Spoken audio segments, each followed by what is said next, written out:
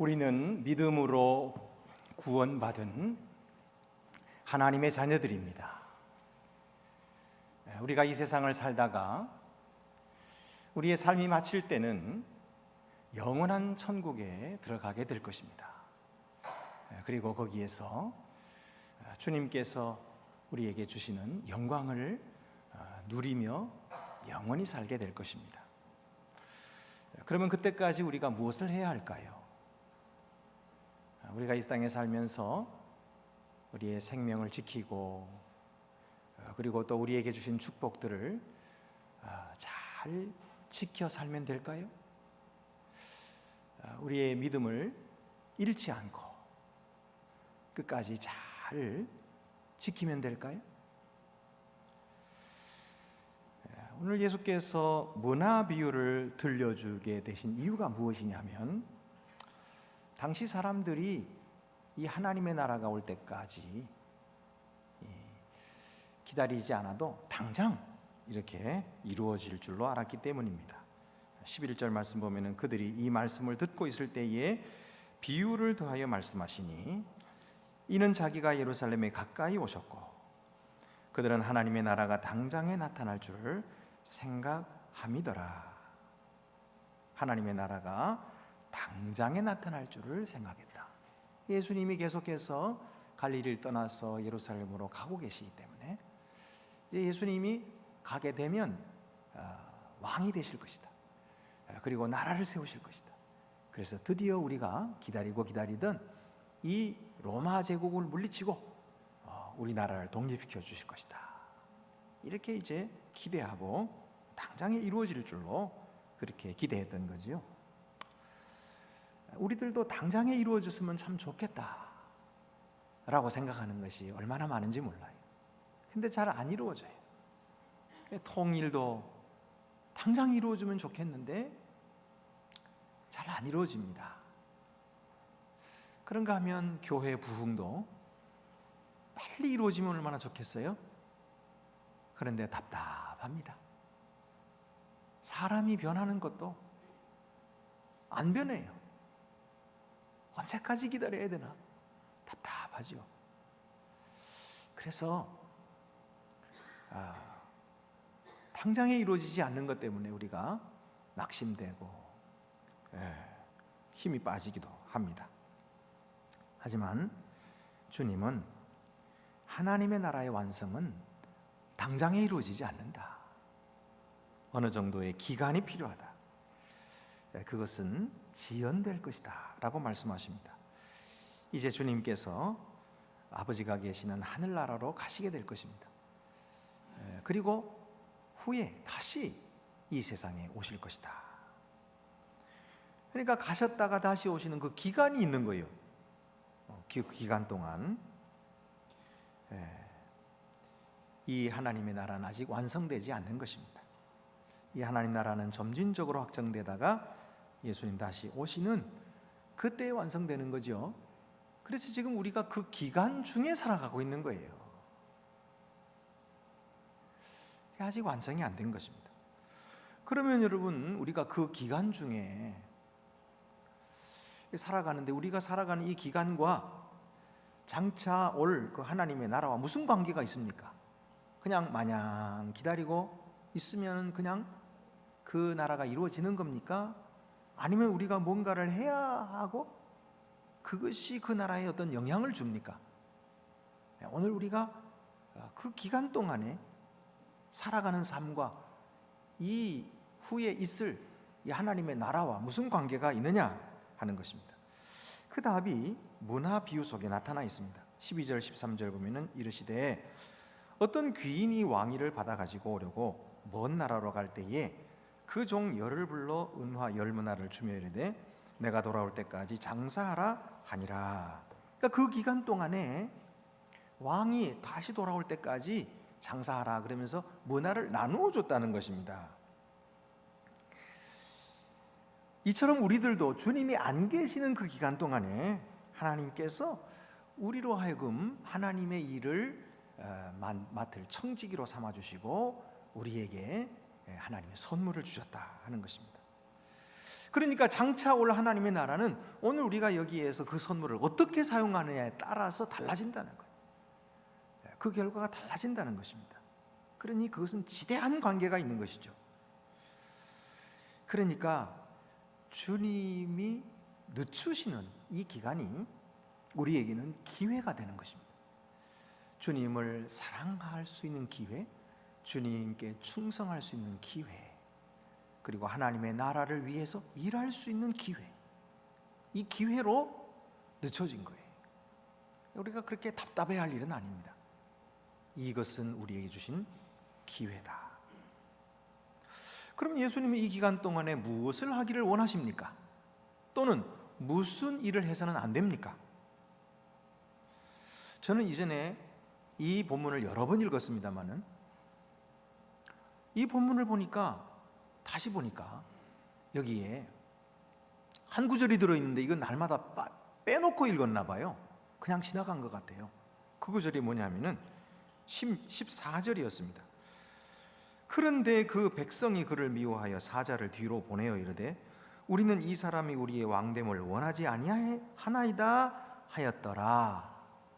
그러니까 이 귀인을 미워하는 사람이 있었다는 거예요. 백성들이 미워했다는 것입니다. 그리고 그가 왕위를 받으러 갔는데 뒤로 사람들을 보내가지고 그 왕위 받지 못하도록 방해 공작을 폈다는 것입니다. 이 이야기를 날마다 지나가면서 읽었기 때문에 이런 이야기가 있는 줄 몰랐어요. 근데 자세히 들여다보니까 이런 말씀이 들어있어요. 네. 사실 이 내용은 우리가 잘 모릅니다만 그때 당시에 예수님의 말씀을 듣고 있던 그 당시의 사람들에게는 최근에 일어난 일이에요. BC 4년에 대헤롯이 죽습니다. 그리고 그의 아들 아켈라오에게 이 유대 지역이 물려지게 되는데요. 아켈라오가 바로 왕이 될 수가 없어요. 아켈라오는 그 나라를 자기가 물려받았지만은 그때 당시에 세계를 통치하고 있었던 로마에 가가지고 왕위를 인정받아야 되는 거예요. 그래서 로마로 떠나게 됩니다. 그런데 오늘 얘기가 똑같이 그때 당시 유대 사람들은 아켈라오가 왕이 되는 것을 싫어했어요. 왜냐하면 대헤롯이 아주 학정을 폈거든요. 그렇기 때문에 그 아들도 아주 그가 확정을 펼 것이 뻔했기 때문에 그래서 미워했어요. 그래서 대표 50명을 보냅니다. 그래서 당시에 로마 황제였던 아우구스투스 케사르에게 보내가지고 반대 의견을 말한 것입니다. 마침내 이 로마의 황제는 아켈라오에게 유대 지역의 승계는 인정했지만 왕의 칭호는 주지 않았습니다. 자, 이런 일이 있었기 때문에 예수님이 하시는 말씀을 아주 잘 알아듣고 있는 거예요. 그래서 그러니까 예수님이 바로 이런 반대를 받고 있지. 그리고 그 반대를 하는 사람들이 바로 예수님이 왕이 되기를 싫어하지. 대제사장과 서기관과 바리새인들은 예수님을 잡아 죽이려고 하고 있었거든요. 그러니까 이 이야기를 잘 알고 있었던 것입니다. 근데 문제는 이 이야기가 왜 이 문화 비유에 들어있느냐는 거예요. 문화 비유의 배경 속에 이 이야기가 들어간 이유가 뭡니까? 그 무슨 관계가 있어서 여기에 들어갔어요? 자, 그 얘기는 후에 말씀드리기로 하고 문화 비유를 먼저 살펴봅시다. 15절부터 17절 보면은 귀인이 왕위를 받아가지고 돌아와서 은화를 준 종들이 각각 어떻게 장사했는지를 알고자 하여 그들을 부르니 그 첫째가 나와 이르되 주인이여 당신의 한 문화로 10문화를 남겼나이다. 주인이 이르되 잘하였다. 착한 종이여 내가 지극히 작은 것에 충성하였으니 10고을 권세를 차지하라 하고. 자, 여러분, 우리가 이 문화를 받았던 사람들이 10명의 종들에게 똑같이 은화 한 문화씩을 나눠줬어요. 그리고 첫째 사람이 10문화를 남겼어요. 둘째 사람은 5문화를 남겼어요. 이렇게 이야기를 들으면은 뭔가 비슷한 이야기를 우리가 많이 들었죠. 그 이야기가 뭡니까? 바로 달란트 비유죠. 마태복음 25장에 나오는 달란트 비유는 우리가 아주 익숙하게 잘 들었어요. 그렇기 때문에 문화 비유와 혼동하는 사람들이 있어요. 똑같은 이야기인가 보다. 그런데 달라요. 달란트 비유에서는 주인이 각각 다른 것을 맡겼어요. 한 사람에게는 5달란트를, 한 사람에게는 2달란트를, 한 사람에게는 1달란트를 맡겼어요. 그러나 문화 비유는 10사람에게 똑같이 한 문화씩 준 거거든요.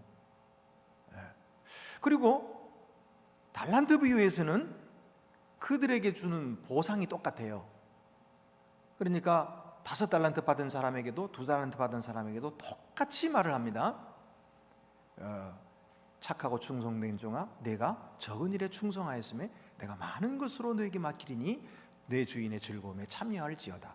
토시 하나도 틀리지 않게 똑같이 이야기해요. 그러나 문화 비유는 다릅니다. 문화 비유는 10문화를 남긴 사람에게는 10고을을 차지하게 하고요, 5문화를 남긴 사람에게는 5고을을 차지하게 해요. 그러니까 그들에게 주는 보상이 다릅니다. 여러분, 여기에서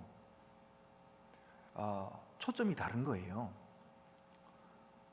그러니까 달란트 비유에서 말하는 것은 우리에게 주신 재능을 말하는 거예요. 우리의 능력, 이건 다 다르게 주셨거든요.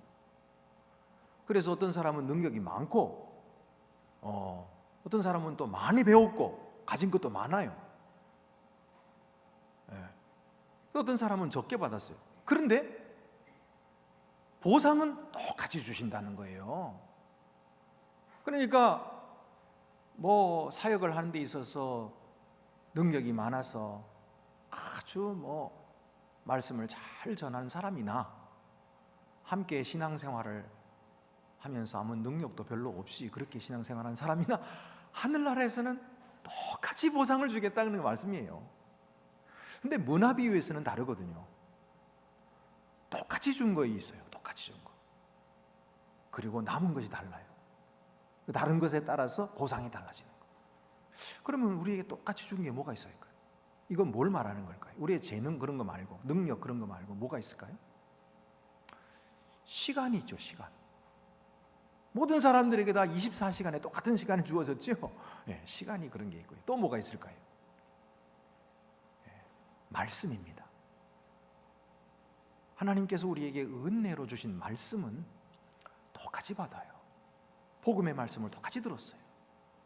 근데 이 들은 말씀을 가지고 얼마나 많이 사람들에게 나누어 주었느냐, 얼마나 열심히 섬겼느냐, 전파했느냐에 따라서 그가 남긴 것에 대해서 하나님은 보상을 주시겠다, 그렇게 말씀하시는 거니까 분명히 다르죠. 이 예수님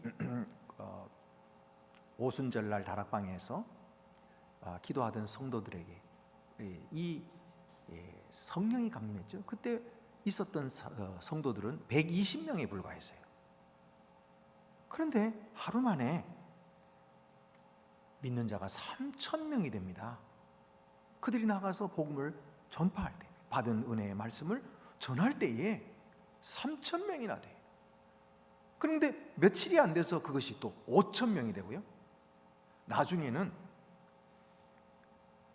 온 예루살렘이 그들이 전한 가르침으로 가득 차게 됩니다. 사도행전 5장 28절에 너희가 너희 가르침을 예루살렘에 가득하게 하니, 온 예루살렘에 가득하게 됩니다. 그들은 많이 남겼던 거죠. 오늘 우리도 주님께서 주신 말씀을 널리 전파하고 많은 생명을 구하는 것, 이것이 바로 문화 비유에서 말하는 것이라고 볼 수 있습니다. 그러면 세 번째 종은 왜 이게 문화를 수건에다가 싸두었다가 그대로 가져왔을까요? 20절 21절 보면 또 한 사람이 와서 이르되 주인이여 보소서, 당신의 한 문화가 여기 있나이다. 내가 수건으로 싸두었었나이다. 이는 당신이 엄한 사람인 것을 내가 무서워함이라. 당신은 두지 않은 것을 취하고 심지 않은 것을 거두나이다.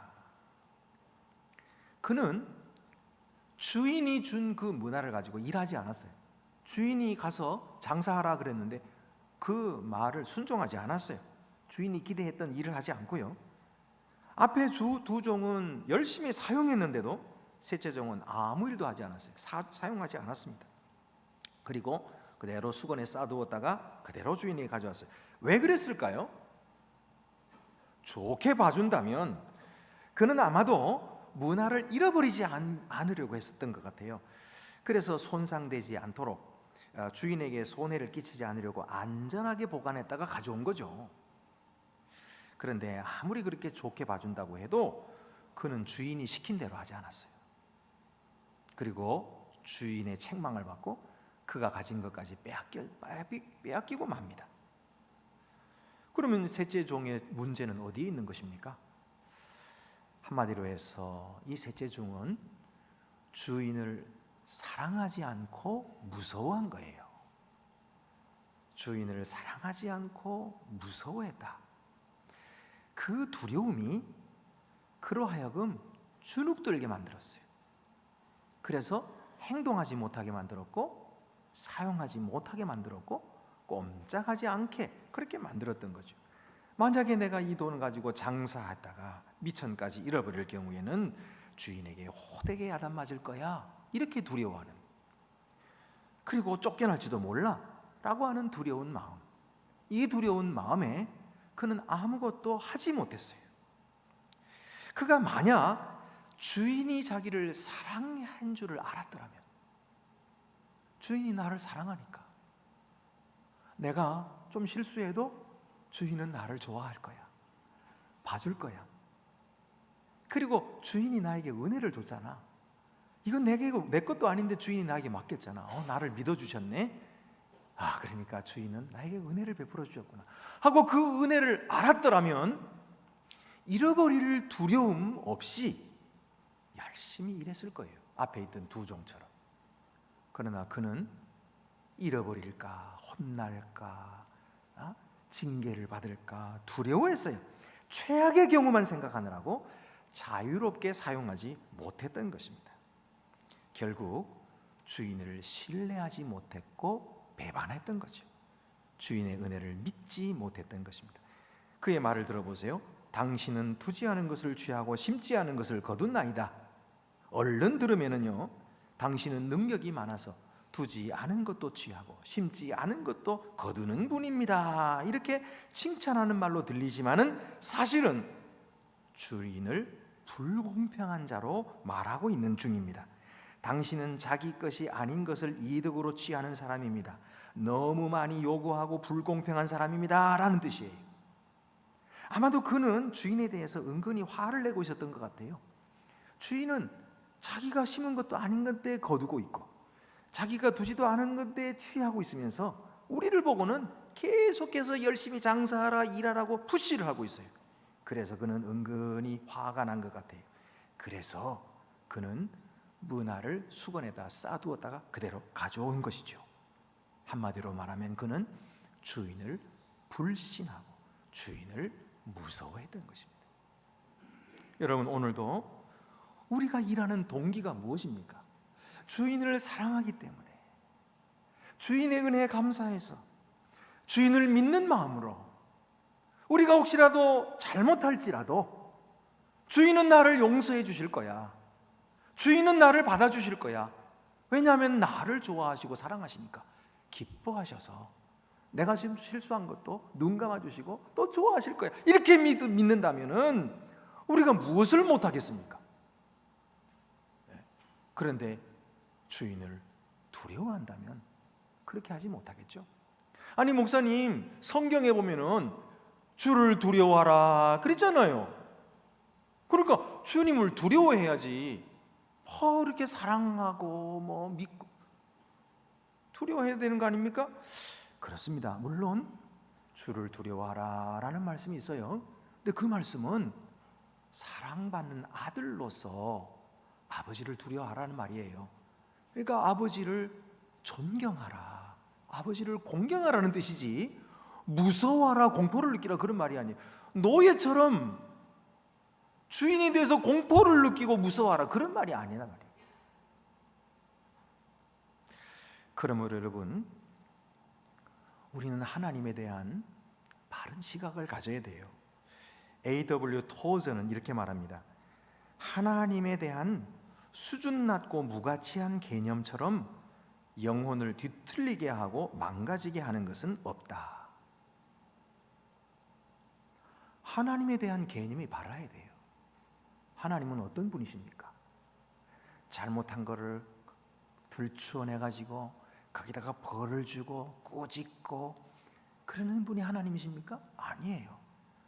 하나님은 사랑이 많으신 하나님, 하나님은 은혜의 하나님, 하나님은 소망의 하나님, 하나님은 자비하신 하나님, 하나님은 긍휼이 한량없으신 하나님이라고 성경에서 수없이 가르치고 계시는 것입니다.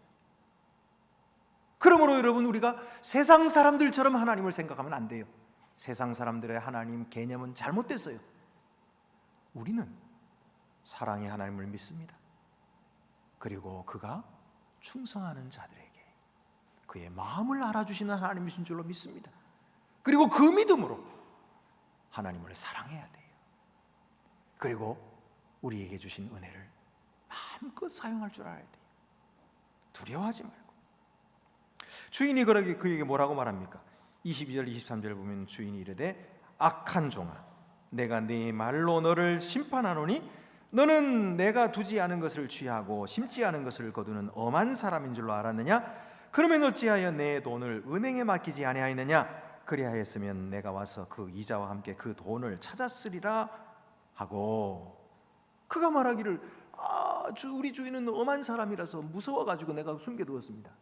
심지 않은 것을 거두는 사람입니다. 그렇게 내가 심지 않은 것을 거두기를 원하는 줄 알았더라면, 내가 그런 이득을 원하는 걸 알았더라면, 정말 내가 알았더라면 은행에라도 넣어가지고 이자라도 받게 했어야지. 너는 내가 무엇을 원하는지에 관심이 없구나. 나의 의도가 어떤 것인지를 전혀 알려고 하지 않는구나. 이렇게 말씀하시는 거예요. 그러니까 이 왕이 화를 낸 세 가지 이유는 무엇이냐면, 첫째로 이 종은 주인의 관심에 동참하지 않았다는 것입니다. 주인의 관심은 그의 나라였어요. 그의 나라를 어떻게 세울 것인가, 그의 나라를 어떻게 흥왕하게 할 것인가에 주인은 모든 관심이 있었는데 종은 거기에는 관심이 없었어요. 두 번째는 종은 주인의 의도를 믿지 않았습니다. 주인은 엄한 사람이고 무서운 사람 이렇게 생각했지, 주인이 그에게 문화를 줬잖아요. 은혜를 베풀어 주었잖아요. 그리고 그가 한 일에 대해서 더 큰 은혜를 주잖아요. 10고을을 차지하라. 그에게 더 많은 것을 주시려고 하시는 것인데 그거를 믿지 않았어요. 의심하고 믿지 않고. 세 번째는 종의 유일한 관심은 자기 자신이었어요. 내가 어떻게 하면 화를 면할까? 내가 어떻게 하면 이 요리조리 빠져나가서 내 책임을 면할까? 면피할 생각만 하는 거죠. 그거는 이기적인 생각이에요. 주인을 위해서 일하라고 주신 것인데 주인을 위해서 일하지 않고 자기 자신만 생각합니다. 여러분, 이 비유의 왕과 같이 하나님께서는 그의 나라의 유익을 위해서 우리에게 선물을 주셨습니다. 그런데 우리 중에 어떤 사람들은 이 종처럼 예수 그리스도와 함께 일하는 것에는 관심이 없을 수가 있어요. 책임이 주어지거나 그에게 기대가 주어질 때에 무엇이나 하기를 거절하고 하나님 앞에서 결산하기를 원치 않는 사람이 있을 수가 있습니다. 여러분, 우리는 절대로 그런 자들처럼 되어서는 안 됩니다. 우리는 하나님께서 내게 믿고 맡겨주신 일에, 그 은혜에 응답할 줄 알아야 돼요. 보답하며 살아야 돼요. 맡기신 일에 기꺼이 충성해야 되는 것입니다. 그러니까 그 결과에 대해서 얼마나 많이 벌었냐 하는 그 결과에 대해서는 사실 궁극적으로 하나님께 있는 거예요. 거기에 대해서 우리가 어떻게 결정할 수 있는 권한이 없어요. 우리가 일을 하지만 이게 성공할지 실패할지를 누가 알겠습니까? 무슨 일이든지 성공할 수도 있고 실패할 수도 있는 거죠. 그건 하나님이 하시는 것이죠. 근데 실패할 것이 두려워서 아예 시작도 못한다면 그것은 하나님을 신뢰하는 것이 아니죠. 하나님을 진정으로 신뢰하는 사람은 실패하든지 성공하든지 그건 하나님께서 하실 일이고 내가 할 일은 하라 하신 대로 순종하는 것입니다. 그래서 열심히 일하는 거예요. 그를 믿고 그를 사랑하고 그래서 열심히 하는 거예요. 이것이 믿는 사람이에요. 24절부터 27절을 보면 곁에 섰는 자들에게 이르되 그 한 문화를 빼앗아서 10문화 있는 자에게 주라 하니 그들이 이르되 주여 그에게 이미 10문화가 있나이다. 주인이 이르되 내가 너에게 말하노니 무릇 있는 자는 받겠고 없는 자는 그 있는 것도 빼앗기리라. 아니 빈익빈 부익부입니까? 이거는 너무 불공평한 거 아니에요? 그러나 여러분 주인의 입장에 생각해 보세요. 쓰지도 않을 거 가지고 있으면 뭐해요? 남기지도 않을 거 가지고 있으면 뭐합니까? 아무 소용이 없잖아요. 그의 것을 빼앗아서 남기는 사람, 열심히 일하는 사람에게 주어야 더 남기잖아요. 마찬가지예요. 오늘 우리에게 하나님께서 많은 은혜를 주셨어요. 그래서 우리로 하여금 일하라, 나누어 주어라. 그래서 우리가 그것을 흘려가야 돼요. 하나님께서 우리에게 주신 것을 자꾸 흘려보내야 돼요. 흘려보내면 하나님이 더 많이 주십니다. 하나님은 무슨 가난하시겠어요? 하나님은 부자예요. 하나님은 풍성하세요. 모자람이 없으신 분이에요. 그렇기 때문에 우리에게 더 주시는 거예요. 그렇게 우리가 자꾸 쓰면 쓸수록 하나님은 더 맡겨주시고 더 신뢰해 주시고 더 많은 것을 맡겨주시는 거예요. 이것이 믿는 사람들인 것이에요.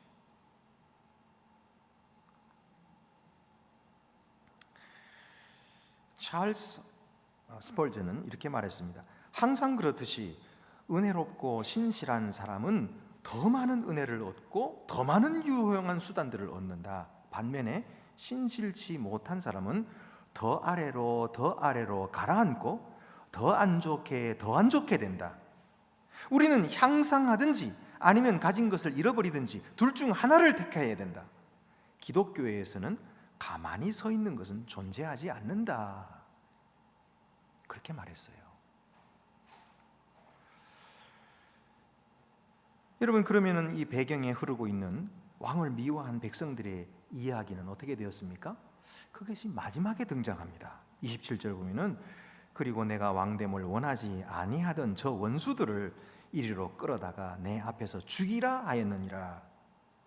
이것이 바로 이 배경이 삽입된 이유입니다. 결국 내부에서 일하던 이 셋째 종이 왕께 보이는 태도, 불신과 불순종의 태도와 외부에서 백성들이 왕께 반역하는 태도가 맥이 같다는 거예요.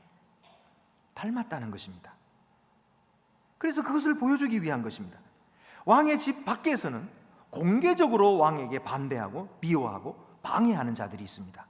그런데 왕의 집 안에 있으면서도 왕의 나라에는 관심이 없고 왕을 사랑하지도 않고 왕의 유익보다는 자기 이득을 우선시하는 그런 자들이 있는데 그들의 뿌리가 같다는 거예요.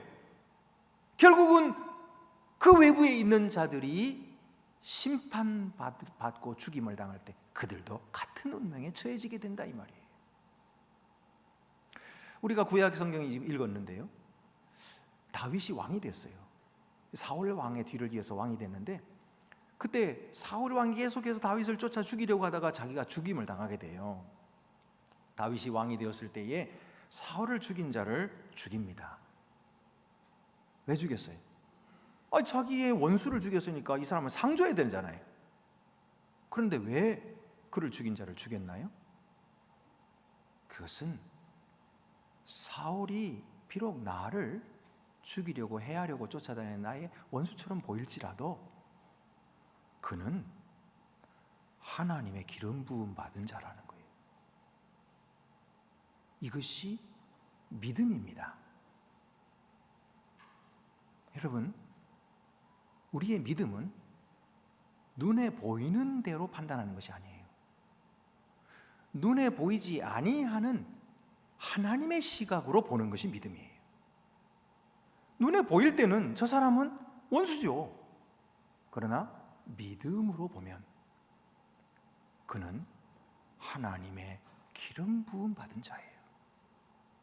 그렇기 때문에 다윗은 그가 나를 미워해도 나는 그를 미워하지 않았어요. 미워할 수가 없어요.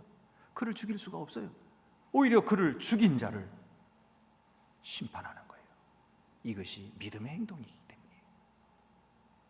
오늘 우리들에게 내 옆에 있는 성도, 형제, 자매가 아무리 무가치하게 보이고 아무리 우리에게 유용하지 못한 사람처럼 보인다 할지라도 이런 현상적인 것 가지고만 판단하는 사람은 믿음이 없는 사람이에요.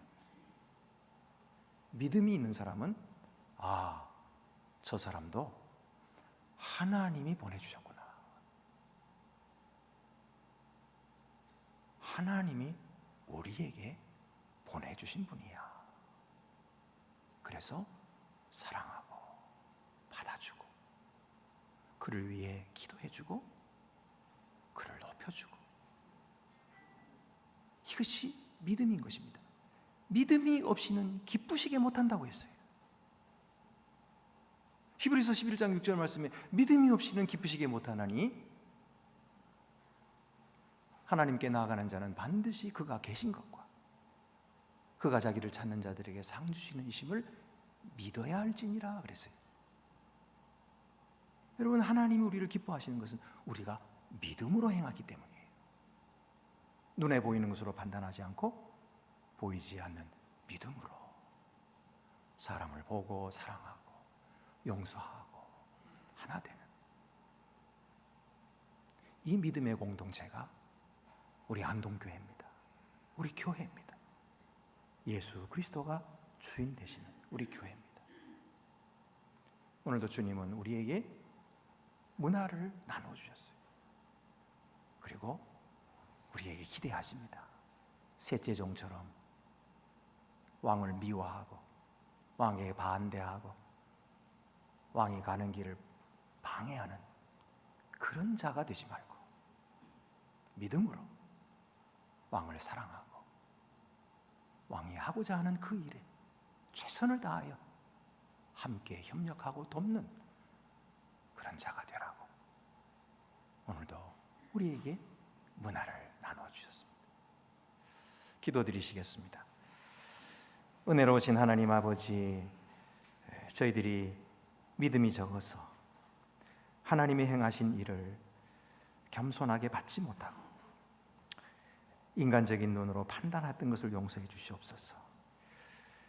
문화를 받았던 10문화, 5문화의 사람들처럼 믿음으로 일하며 충성되게 일하고 주인의 눈이 머무는 곳에 우리의 관심이 있고 주인의 손이 섬기는 것에 우리도 함께 섬기는 주님의 충성된 종들이 되게 하여 주시옵소서. 우리 주 예수 그리스도의 이름으로 기도드립니다. 아멘.